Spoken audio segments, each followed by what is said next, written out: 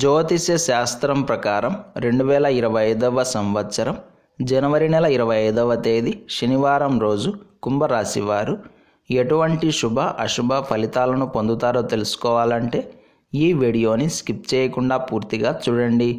అలాగే తప్పకుండా మా ఛానల్ని సబ్స్క్రైబ్ చేసుకోండి. ఈ జనవరి 25వ తేదీ శనివారం రోజు కుంభరాశి వారు మెదడుకు పదును పెడతారు. మీలో దాగి ఉన్న తెలివితేటలు ఈ రోజున అక్కరకు వస్తాయి. మీలో ఉన్న టాలెంట్ని లోపలి నుండి బయటకు వెలికి తీసి మరీ ప్రదర్శన చేస్తారు. అందుకే ఈరోజు ఏవైనా చిన్నపాటి ఇబ్బందులు వచ్చినా సరే ఏమాత్రం భయపడరు. ఏవైనా ఒడిదుడుకులు ఏర్పడినప్పటికీ వాటిని మీ తెలివితేటలతోటి చెక్ పెడతారు. సమస్యకు పరిష్కారం దొరికే వరకు వదిలిపెట్టారు. దాదాపుగా అన్ని పనులను బ్రహ్మాండంగా పూర్తి చేస్తారు. ఈరోజు కుంభరాశి వారు జీవిత భాగస్వామితో సరదాగా ఉంటారు. వారిని ఒక్క మాట కూడా అనరు. ఇష్టం వచ్చినట్టు మాట్లాడే ప్రయత్నం చేయరు. ఒకవేళ వారు ఏవైనా సలహాలు కానీ సూచనలు కానీ ఇస్తే తప్పకుండా ఆలకిస్తారు.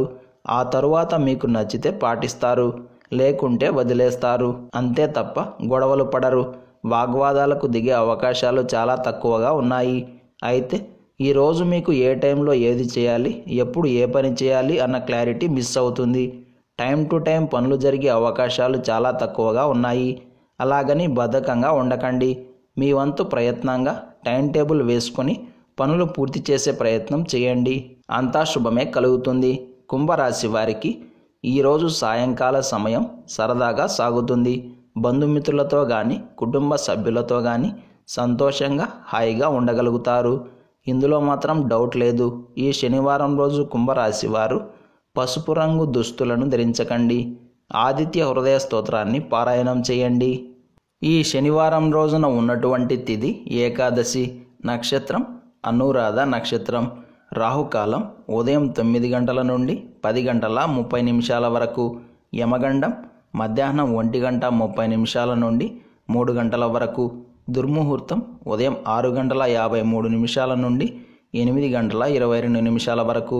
అలాగే ఈ రోజు యొక్క శుభ సమయాలు ఉదయం 11 గంటల నుండి 11 గంటల 50 నిమిషాల వరకు.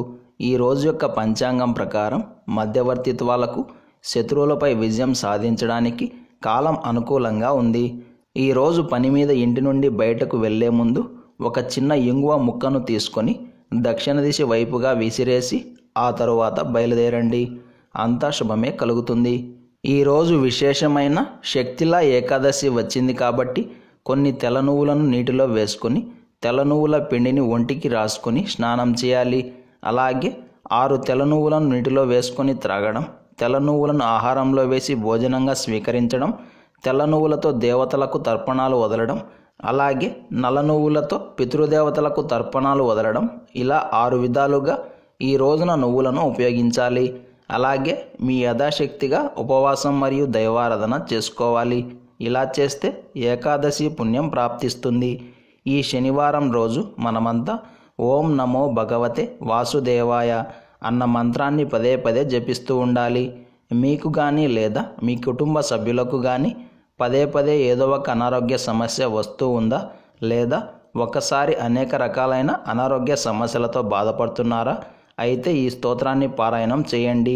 ప్రతిరోజు ఉదయం 6 నుండి 8 గంటల మధ్యలో శుచిగా ఉండి సూర్య సహస్రనామ స్తోత్రాన్ని గనుక పారాయణం చేస్తే ఎలాంటి అనారోగ్య సమస్యలు ఉన్నా సరే వాటి నుండి సులభంగా బయటపడే దారి దొరుకుతుంది.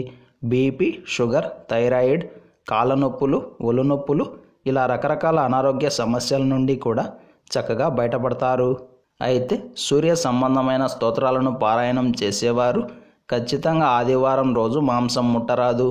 ఇదొక్కటి మినహా పెద్దవైన పట్టింపులు ఏమీ లేవు. ఇలాంటి సమాచారం ప్రతిరోజు మీకు వీడియో రూపంలో అందాలంటే వెంటనే మా ఛానల్ని సబ్స్క్రైబ్ చేయండి.